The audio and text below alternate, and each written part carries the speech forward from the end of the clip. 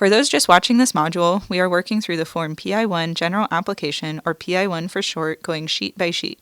We are using a minor NSR amendment as an example. In this module, I'll be showing you the stack parameters and public notice sheets. Before we move into those sheets, I would like to briefly mention the flexible permits sheet. As you can see, for this minor NSR amendment, the entire sheet is grayed out. This sheet is only applicable for flexible permit projects. There's a separate module with a flexible permit example which includes instructions for completing this sheet. This is the stack parameter sheet. The EPNs are automatically listed for you here. Any EPN that was listed on the unit type emission rate sheet will be listed here. For each EPN listed, the applicant should indicate if that EPN is included in an electronic modeling evaluation workbook, or EMU, with this project. If it is included in an EMU, no additional information is needed and the data entry areas will turn gray, such as here. If it is not included in an EMU, then you will need to enter the stack parameter information for that EPN, such as here. Next, we'll be moving to the public notice sheet. Questions are from the current forms and rules. There's no changes to the criteria for when public notice is required. The project type answers transfer directly from the response on the general sheet. In this example, I'd already filled in that yes, this is an amendment for a minor permit. In this example, the project does have a change in the character of emissions due to that new paint booth. So you can see down here that because of that response, already public notice is required.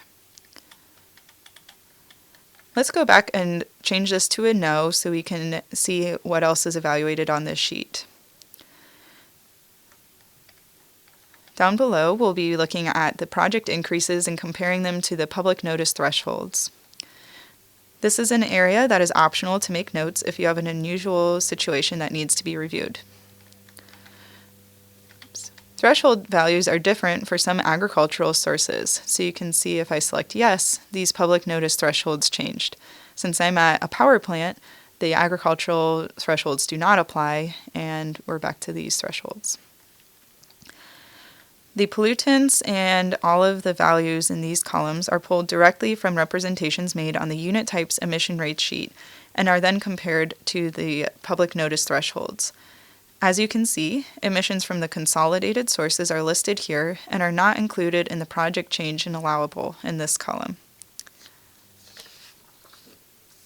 Also note that carbon monoxide is listed separately from CO.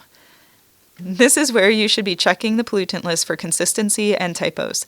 Let's go ahead and go back to the unit types and emission rate sheet and fix that. Oh, here's where carbon monoxide is, and I'm going to go ahead and change that to CO to match all of the other representations. We'll return to the public notice sheet, and we can see carbon monoxide is no longer listed separately, and the emissions that were listed for carbon monoxide are now up on the CO line.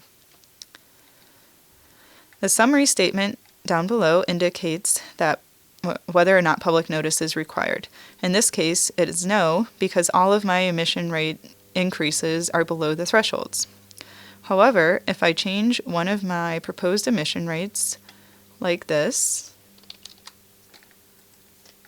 and return to the public notice sheet, we can see that now my emissions increased and public notice is required. When public notice is required, you'll fill in all of the administrative information relating to public notice, such as the contacts, the public place, and the alternative language publication. The small business classification is also listed on this sheet. The determination criteria have not changed at all, but we've added a summary statement to help summarize whether small business applies or not. So if I had changed this to no, small business classification does not apply, and I don't need to answer any other questions.